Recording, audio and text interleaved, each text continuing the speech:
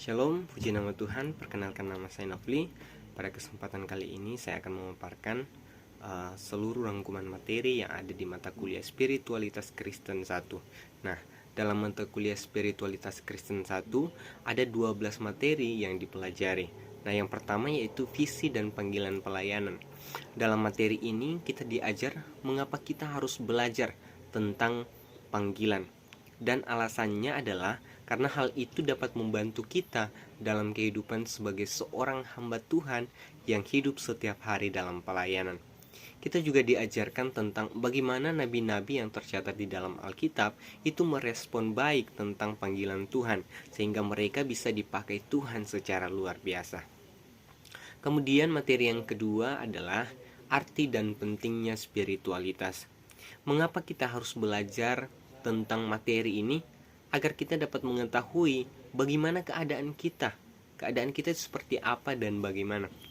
Apakah kita sudah termasuk manusia rohani atau yang disebut pneumatikos, atau kita adalah manusia duniawi atau sucikos. Nah, penting untuk belajar materi ini agar kita dapat mengetahui identitas diri kita yang sebenarnya. Nah, kemudian materi yang ketiga yaitu membangun spiritualitas yang sehat. Nah, dalam materi ini kita diajar bagaimana seharusnya kita membangun spiritualitas yang sehat. Mengapa? Karena hal itu adalah sesuatu yang sangat penting, dan dengan alasan bahwa spiritualitas manusia rohani yang sehat itu memiliki potensi yang hebat, dan hal itu adalah sesuatu yang sangat penting dan berguna di dalam pelayanan. Nah, bagaimana kita membangun spiritualitas yang sehat itu? Nah, caranya yaitu dengan cara kita atau hidup kita dipimpin oleh Roh Allah dan menjaga pergaulan kita sebagai hamba Tuhan. Lalu materi yang keempat yaitu identitas hamba Tuhan.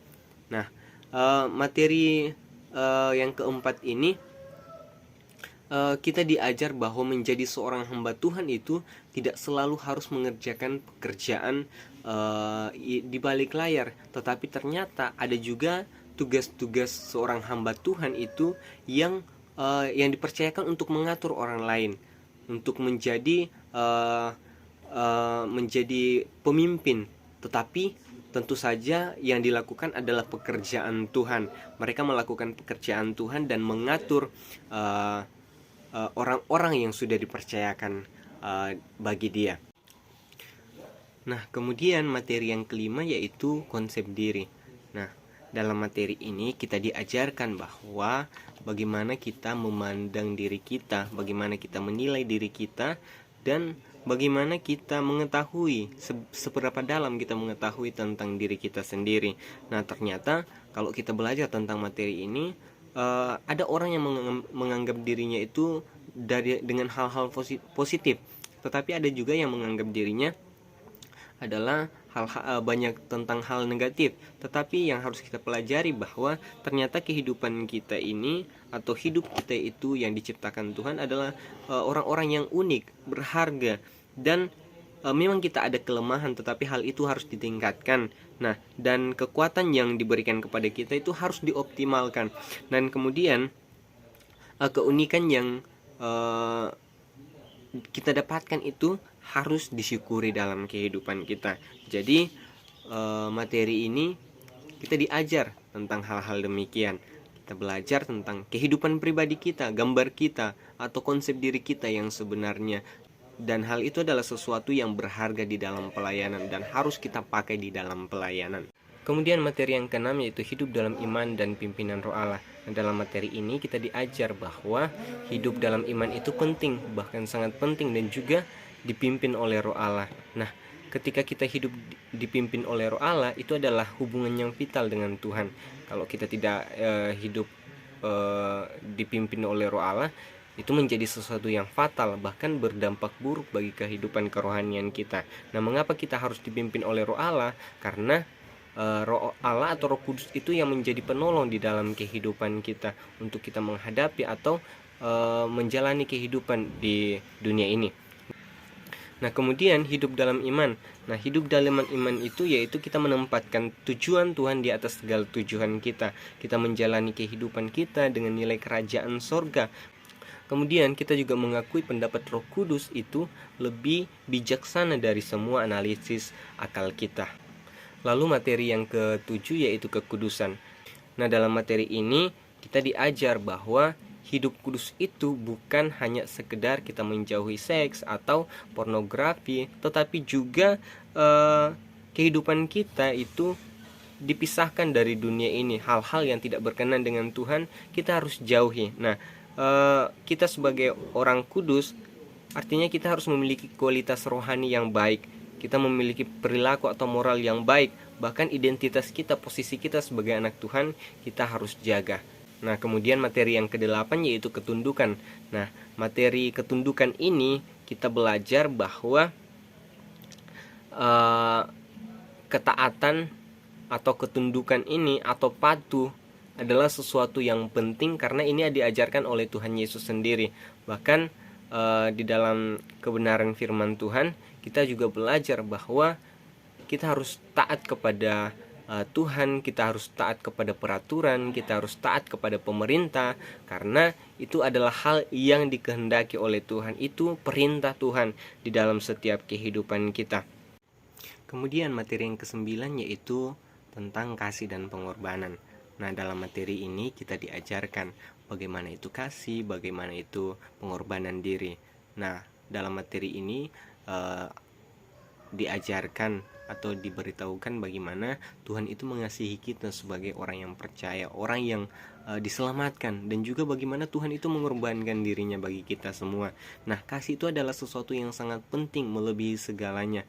Nah, kalau kita mengetahui bahwa pengharapan iman dan kasih yang terpenting adalah kasih.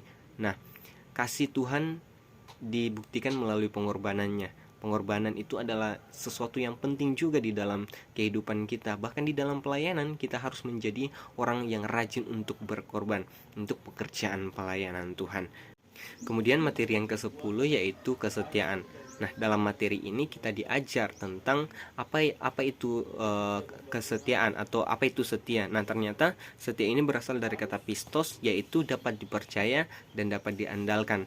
Dalam materi ini kita diajarkan tentang contoh bagaimana seorang hamba ketika dipercayakan oleh tuannya. Nah, orang yang setia mengerjakan pekerjaan itu akan diberikan lebih banyak daripada yang diperintahkan, lebih banyak upah yang didapatkan oleh orang yang setia ini. Nah, kita sebagai hamba Tuhan tentunya kita mau mendapatkan upah, kita mau mendapatkan sebuah penghargaan dari Tuhan, sehingga kita harus setia di dalam pelayanan kita. Kemudian materi yang ke-11 yaitu kreativitas, proaktivitas, dan juga kerajinan. Nah, dalam materi ini kita diajar bahwa kreativitas, proaktivitas, dan kerajinan itu adalah sesuatu yang penting karena hal itu berdampak besar terhadap kemajuan pelayanan, terhadap perkembangan gereja. Bagaimana seorang hamba Tuhan, gembala, sidang, pelayan-pelayan Tuhan, kalau mereka tidak kreatif, tidak proaktif, dan juga tidak rajin, pelayanan itu akan memiliki dampak yang buruk atau pelayanan tidak akan maju dan berkembang. Untuk itu ditekankan bagaimana seorang pelayan Tuhan harus memiliki kreativitas, proaktivitas, dan juga kerajinan yang sangat berguna di dalam pelayanan. Nah, kemudian materi yang terakhir dalam mata kuliah spiritualitas Kristen ini yaitu daya tahan di dalam pelayanan. Nah, di dalam materi ini kita diajar bahwa ada dua bagian di dalam tentang daya tahan dalam pelayanan ini. Yang pertama yaitu pentingnya daya tahan di dalam pelayanan. Nah, ternyata ketahanan kita di dalam pelayanan itu adalah sesuatu yang penting. Kenapa? Karena itu akan membawa kita untuk menemukan berkat-berkat yang baik daripada Tuhan. Daya tahan dalam pelayanan juga ini berpengaruh pada tingkat kita melakukan kesalahan. Nah, kalau kita bisa memiliki daya tahan yang tinggi, tingkat kita menghindari kesalahan itu juga bisa tinggi, atau kita bisa antisipasi dengan hal-hal yang akan terjadi. Penting untuk kita memiliki daya tahan karena itu akan berguna bagi pengembangan spiritualitas kita ke depan. Nah, daya tahan ini bisa diperoleh dari berbagai hal, yaitu dengan mendapatkan dari sumbernya, yaitu Tuhan sendiri, Tuhan Yesus sendiri. dan kita juga diberikan kekuatan oleh Tuhan. Puji nama Tuhan, demikianlah rangkuman materi yang saya buat. Tuhan Yesus memberkati kita semua.